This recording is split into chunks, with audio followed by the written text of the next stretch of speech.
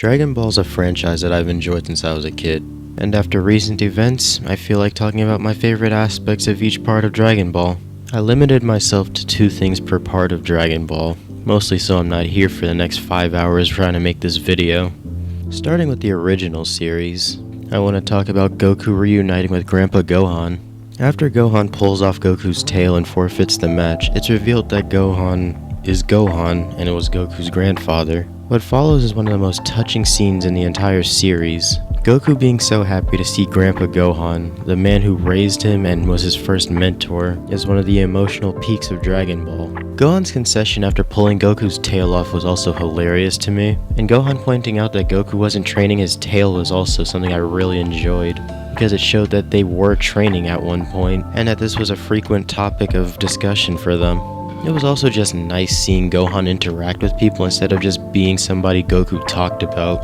The other moment from the original Dragon Ball series that I love and want to talk about is Goku finally winning the Tenkaichi Budokai. Goku winning this tournament could have been the end of Dragon Ball. What I really like about this part of the story is that Goku has fully developed into the martial artist Roshi wanted him and Krillin to be, always striving for new heights, knowing that there's always a new level to achieve, and not get arrogant and lazy because of the victory. These lessons were why Roshi joined a previous tournament and beat Goku, and him taking these lessons to heart is why he finally earned this victory. Also, the Piccolo fight was great. I'll probably do a fight ranking video, and that one's definitely going pretty high up on the list. Now on to Z. Deciding what my 2 favorite things from Z were was really hard, but I think I'm happy with my picks, even if they are pretty generic. The first one is the most obvious, Gohan going Super Saiyan 2. Gohan is my favorite Dragon Ball character and has been my whole life, and this iconic moment gives all the reason you'd need for that. The emotion, the music, the look, his change in demeanor. This form of Gohan gives Vegeta a run for his money in terms of ego. Gohan using the Kamehameha in this form was so cool. An attack that would usually be loud and yelled all the way through was borderline whispered until the very last ha, and it was perfect. Something else that I loved was that he was prone to mistakes and miscalculations because of his overconfidence. I can yap about this form for the rest of the day, but I will save that for another day. The second moment from Z that I want to talk about is Vegeta's final atonement. This is one of the moments in Dragon Ball that I go back to pretty frequently, and every time I watch it, it's always dead silence with a smile on my face because of how great it is. I've heard some arguments about this not being Vegeta's wrap-up to his villain arc, but regardless of if it is or is not, this part contributed greatly to Vegeta's redemption, and as a Vegeta fan, he's my second favorite character, I absolutely adore this part. And the cherry on top was the narrator coming back to announce Vegeta's death. For whatever reason, that hits every single time. Next up is Super. Now this one was kind of a mixed bag because there's a lot of Super that I do like and a lot that I don't. But it was pretty easy to come to the things that I did enjoy about it, but both of them are transformations. Starting with Blue Kaioken. This power-up's what got me to pay attention to this series.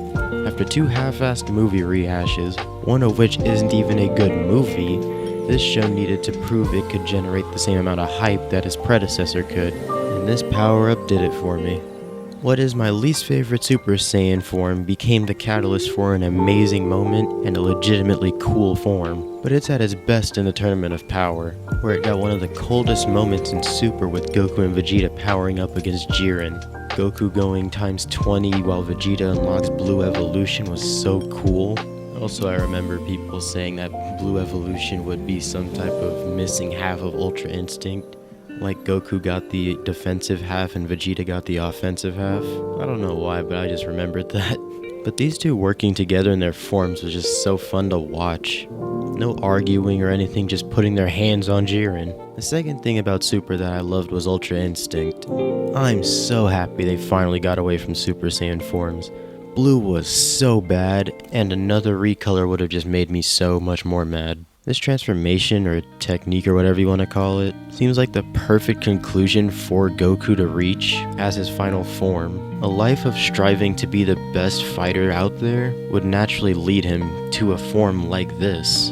Another thing about this form that I like, aside from its internet-breaking introduction, is that what is hopefully Goku's final form looks closer to his base. Goku's final form being his base is what I'd want for the character, because to me that always seemed like the natural conclusion that he'd come to. And the final thing about Ultra Instinct that I'm gonna mention right now is that he couldn't brute force his way back into it. During the tournament, every time he fell out of it, he couldn't just force his way into it by yelling and powering up. And after the tournament, he couldn't just turn it on. He still had to train to do it. And we're still not done, because we have GT. Canon or not, it still is one of the 4 primary Dragon Ball properties, and it has greatness within it. I doubt the parts I'll pick are that shocking though. Like Super Saiyan 4. This transformation, without a doubt, is my favorite thing to come from GT. The Golden Ozaru was a cool touch, but just looking at this form, it looks like what a Super Saiyan should be, or at the very least what the peak of a Super Saiyan should look like. It takes inspiration from the giant monkeys that these things are known for turning into, and putting them in their prime. While I hated Goku being a kid in this form, turning Goku back into an adult, was so cool for me. I don't know why, but it just was. The aspect of this transformation giving Goku and Vegeta their primes back was something that made it feel like it was worth using. Then there's Super Saiyan 4 Gogeta. His fight against Omega Shenron was a lot of fun to watch, and I don't think there's much more to say on that. The last thing is GT's ending. Say what you want about this portion of the show, since most of it is justified. It is not good, but this ending is amazing. Any long-running series would love to have an ending as good as this one. The final attack Goku uses being the Spirit Bomb, the symbol of Goku's journey and connection to all the people he's encountered and befriended, was really good. Also the sense of finality that this ending has, and how it feels like there doesn't need to be more after this. I'd say GT is worth watching simply for getting to the end of it. But there are 3 things that this part of the series did do right: Super Saiyan 4, Baby, and its ending.